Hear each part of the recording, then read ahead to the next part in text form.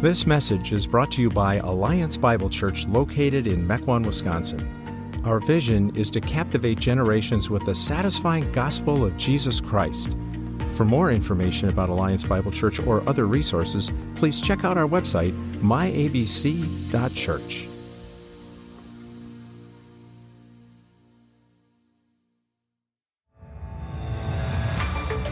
Greetings, ladies and gentlemen, boys and girls. Welcome to a bonus episode of the Brian Dainsberg podcast. And we at Alliance Bible Church made a significant announcement last week on Easter Sunday that Alliance Bible Church is expecting. We are due to give birth to Lakeside Alliance Church in the fall of 2023.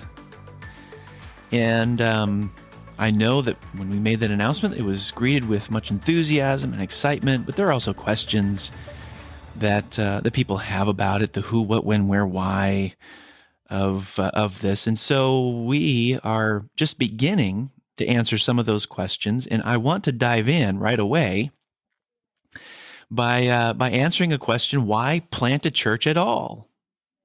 Why is this even something that we would consider doing? So let me go through 8 reasons why we would plant a church. Okay, 8 reasons. Let me just work through these here. Won't take that long. First reason, the scriptures encourage church planting. And if you were a part of our series on the book of Acts, this should not come as any surprise to you. The scriptures clearly encourage church planting. Now, there are a lot of ministry endeavors churches can put time, talent, and treasure behind. Lots of them. Starting another church is kind of a no-brainer. It's a rather easy endeavor to defend biblically. Sit down sometime and read through Acts from beginning to end in one sitting. One of the remarkable things you'll notice is how encouraging it is of new churches starting. To a great degree, the entire book of Acts is a biography on how churches got started. And if Acts truly does record all that Jesus continued to do and teach, then church planting has the backing of Jesus himself. It's what he's about. We are participating in the story Jesus is writing, in which the church is one of the main characters, and one of the main features of this character is to start churches. And so that's the first reason, foundational reason. The scriptures encourage church planting. Second, church planting is an outworking of what the church is supposed to be. Church planting is actually an outworking of what the church is supposed to be. J.D. Greear has a helpful way to think about this. He talks about this. He says, some Christians see church as a cruise liner, offering Christian luxuries for the whole family, sports, entertainment, childcare services, business networking. They show up at church asking only, can this church improve my religious quality of life? Does it have good family ministry facilities? Does the preacher preach funny? Does he preach time-conscious messages that meet my felt needs? Do I like the music? And if their church ever ceases to cater to their preferences, well, there are plenty of other cruise ships in the harbor. In fact, they often get involved with 3 or 4 of them all at once. After all, the music is great on cruise liner A, and the kids enjoy the youth program at cruise liner B, and we do most of our fellowship and Bible study with friends at cruise liner C, and we occasionally listen to the podcast of the angry young pastor down the road who tells the funny stories on cruise liner D. So that's one approach people have to the church. It's a cruise liner that offers Christian luxuries for the whole family. Other Christians believe their church is more like a battleship. The church is made for mission, and its success should be seen in how loudly and dramatically it fights the mission. Now, that's certainly better than the cruise liner. However, it implies that it is the church institution that does most of the fighting. The role of church members is to pay the pastors to fight the targets and fire the guns each week as they gather to watch. They see the programs, services, and ministries of the church as the primary instruments of mission. Then Greear says this. He says, I would like to suggest a third metaphor for the church, an aircraft carrier. Now, like battleships, aircraft carriers engage in battle, but not in the same way.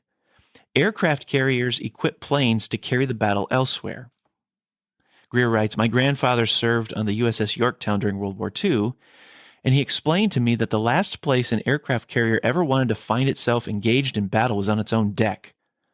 In fact, anywhere near it. We used to watch old World War II movies together, the kind where they intersperse actual battle video clips.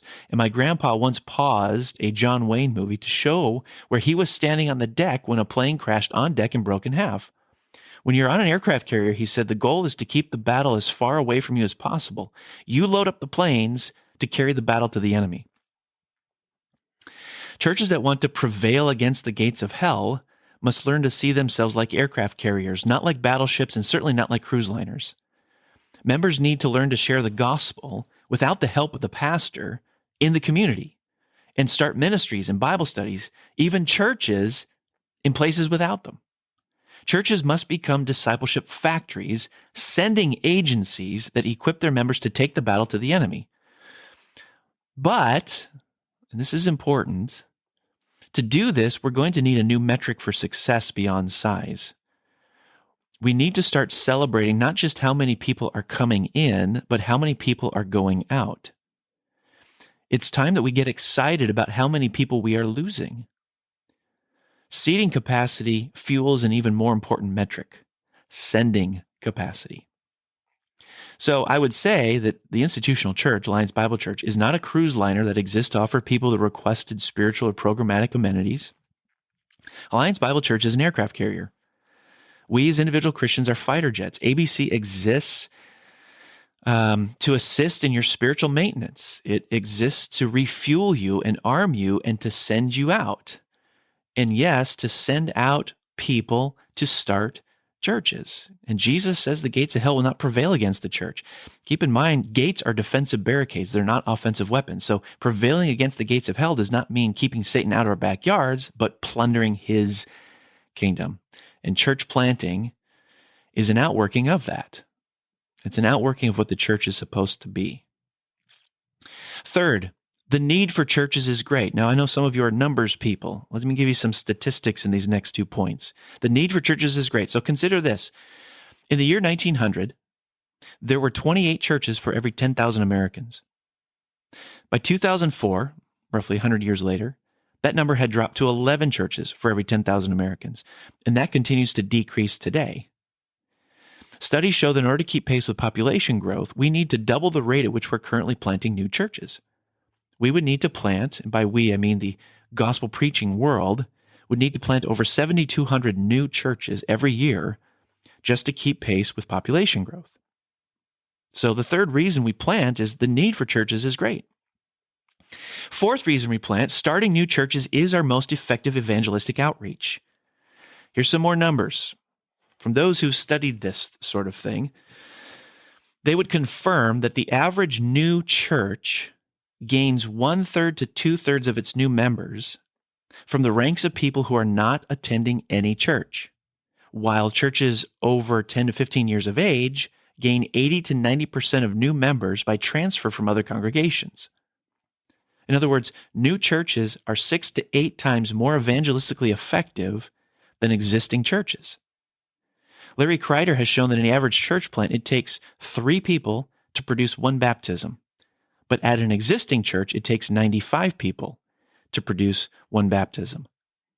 And the stats continue to be the same over and over and over. Everybody who studies this is saying the same thing. Starting new churches is our most effective evangelistic outreach.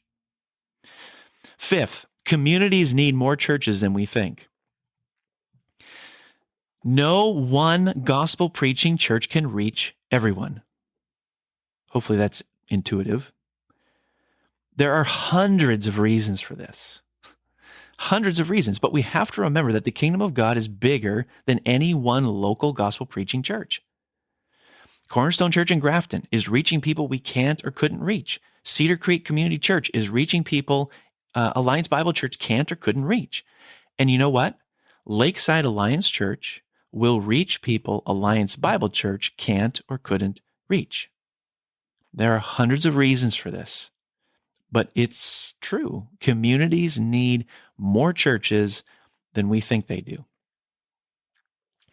6, starting new churches grows the pile of resources available for the Great Commission.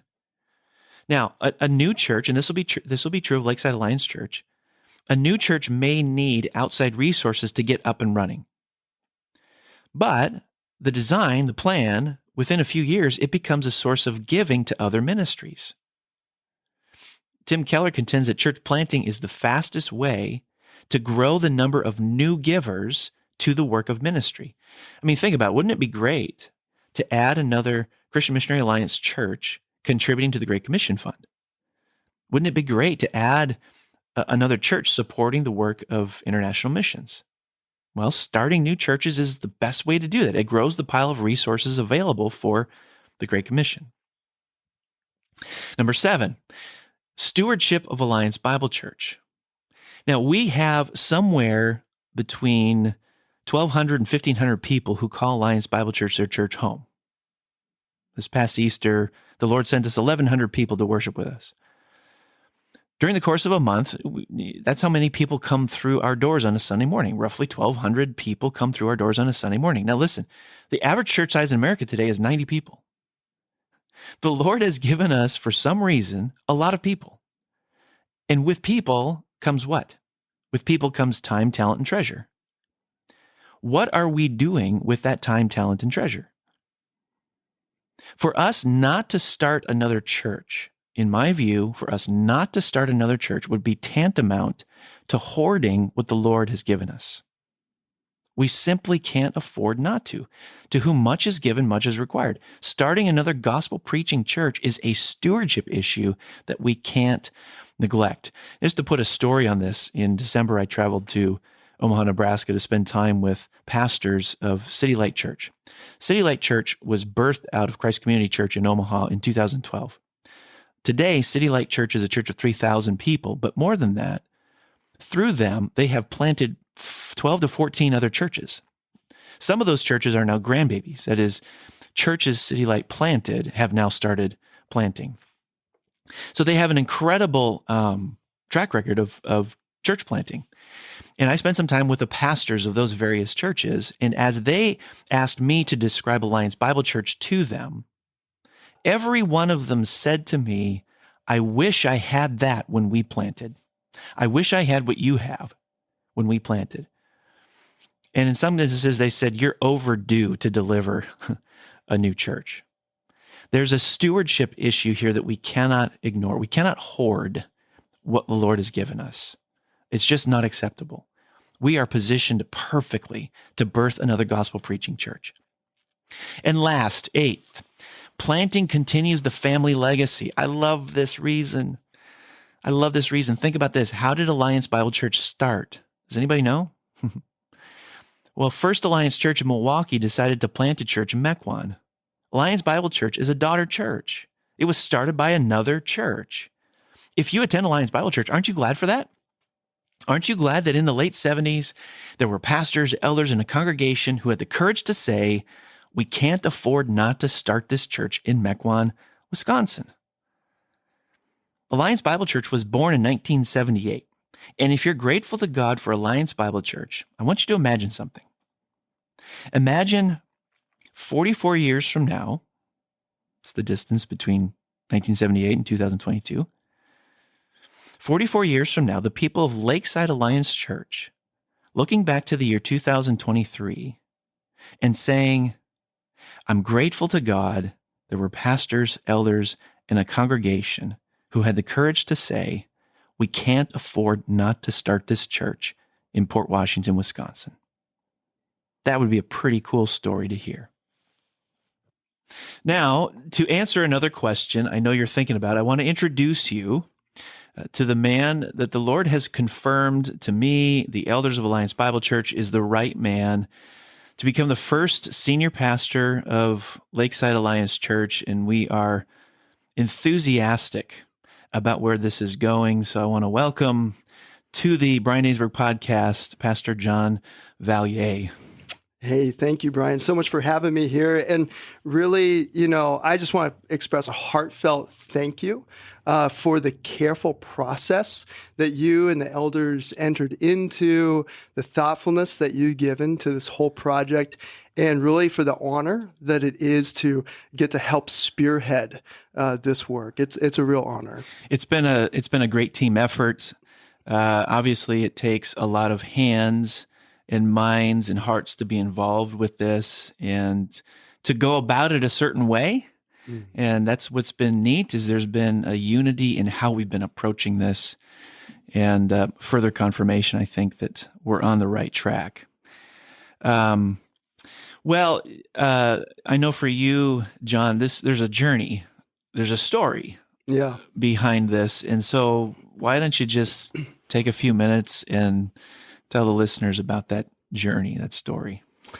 Yeah, I mean, for years now, Alliance has been saying that we wanted to launch gospel preaching churches throughout Southeast Wisconsin. And I have been a part of that journey, applauding it, supporting it, wondering who was going to help lead that effort. And it's only been by God's grace that I've now found out who that is. So welcome to the party, pal. Yeah. I mean, I can count myself as surprised as the next person in some ways. But honestly, as we, press into what God's leading is by faith, we do begin to discover his wisdom, that our God is not a God who's random, who's odd, who does things off the hip, right? He has a plan in mind, and it's wise and it's good. And as we press into it by faith, we begin to see that. For me, as I look back, my journey with church planting started in college. This was something that was a major focus of mine, classes and books and visiting church plants that were getting started and interviewing church planters. And even my first ministry assignment in Spokane, Washington was all focused on church planting. That was a driver behind that decision. And so that had been a big dream of mine that 3 years into ministry, I sensed the Lord asking me to surrender. And so I did that, and I didn't look back. And when you first actually brought up the idea of church planting, and if you recall, it was actually, you even said specifically Port Washington with this large group of people. I met that idea internally with scorn about the idea of me potentially leading that work, not the idea itself, just my particular potential role in that. And I had nothing, I had no interest in that because I had looked at that as a dream that, God had asked me to surrender, and I had not heard him ask me to pick it back up. Mm-hmm. So that's really had been then the posture that even as I tried to somewhat be open to that, I remained in until March 4th, 2020. I went back and checked the dates in my journal from that time. Wow.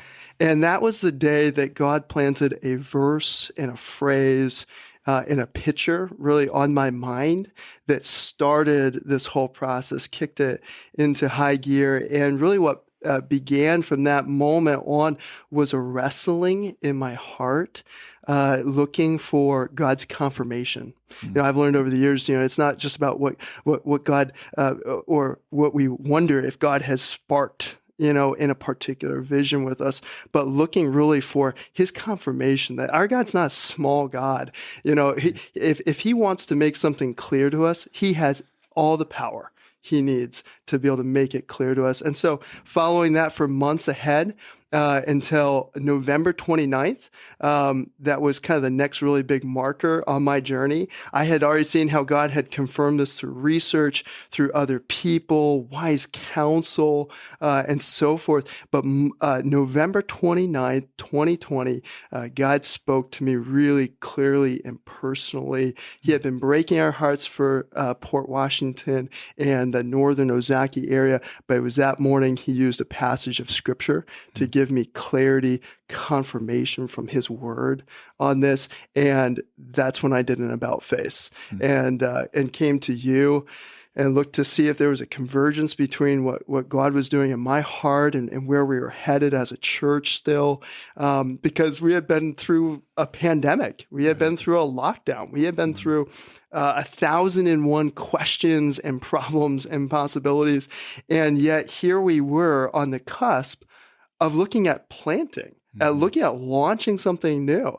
And God just continued to lead us in that path, planting one faith-filled step at a time. Yeah. And this whole thing, since then, in preparation for this, has also been a journey. This is not something we've been flippantly pursuing. Right. There has been a lot that you've been a part of since that time in preparing yourself and even your wife preparing Yep. for this. Talk just a couple minutes about that. Yeah. So beyond maybe the typical of reading books, pursuing conversations with other leaders in this field and so forth, we also did an assessment process, went to a multi-day assessment training center where you're doing all kinds of interview after interview. Somebody once compared it to a mental colonoscopy. I think that's a fair assessment. Who was having that? been through it. Who was that? So, we did that. We've been through a basics training for church planters. Again, several days intensive training for that. We have onboarded coaches and other supporting entities to make this happen. And you learn so much, just going through all of that process that has been shaping the time leading up to now. So another question I'm sure that people are wondering about, besides the ones we've answered, why are we planting at all? Why is even that part of a church strategy? The who, we've got Pastor John and his story and his journey, his preparation for this. There's another question I'm sure people are asking, and that is, why this area? Yeah. Which I think is a great question and a really fair question. For me, that answer does, though, still begin theologically. And, when I look at the scriptures, Acts 16, I think is a great example of what it means to kind of wrestle through why go there. In that passage, you have the Apostle Paul in a team that has been on a missionary venture, and God has been closing door after door to various cities. And then in the midst of that process of God saying no, no, no, God plants a vision in Paul's dream of a man from Macedonia who's inviting him to come help. And what is the help that they give, by the way, is preaching the gospel. Mm-hmm. That's the help that they respond with. But Paul shares that vision back with his team, and the text specifically says, and they concluded, right? And concluding that God was calling them to there. It wasn't just Paul and his vision. There was a sense that other leaders, a team around him, is now making a decision. Right? There's been a vision, but now there's a decision. And as they begin to approach that by faith and take that step, we can look at that today and go, this is how the gospel came to Europe. This is how the gospel forever changed Western civilization. Mm-hmm. And what seems just faith-filled steps on the surface, we also find God-filled wisdom and strategy running right underneath that we now look at and celebrate. So as I look at specifically why there, I do consider things of having looked at the growth in our congregation, and then specifically looking at the 170 attenders and members that call that area their home, and yet call this their home church, that regularly are making a trek 15 minutes and all the way up to 40 minutes from there to here, that we have already seen a harvest, a sense of gathering that our church has experienced from that area, and just a long swath throughout that area. So there's definitely been that happening, and then as we look at that further, God's provision for us has really set us up to be able to do this. Our church has had multiple experiences now with launching missional endeavors. We're not coming at this having never started something, mm-hmm. or being, mountains in debt, and now we're going to try to do yet something else. Rather, we're debt-free, having had a lot of success in starting missional endeavors. And so our people are really primed here, and the people there have a heart for reaching that area. They have a heart for reaching their hometowns, their own cities in that area. And as we look maybe then specifically at Saukville and Port Washington, areas where we have drawn the most people from, closest to here, yet far enough away that we have an opportunity to really impact in a new way that really makes a lot of good sense. As we look at those particular cities themselves, we see 19,088 people just between those two zip codes. That's the population pocket. 19,088 people. That's the population. Yeah. And amongst that, if we were to look at that and go, what's the population to churches there? We would see one person for roughly, one church for roughly 1,300 people. One church for every 1,300 people. And that we could also say, we might be using the church term loosely. A little loosely, yeah. Right. Several of those churches would not be holding to the authority of Scripture, would not be preaching the gospel. In fact, there's actually precious few that we would count amongst them as partners in the ministry. And as we have taken the time to have personal conversations with each of those churches, their response has been open arms because they recognize this too, because they're genuinely interested in another ministry partner, another contributor to this area that's going to help reach 19,088 people, a large swath of whom have zero interaction in their faith, period. Some have a somewhat slight involvement in their faith, and others do have a strong, faith background.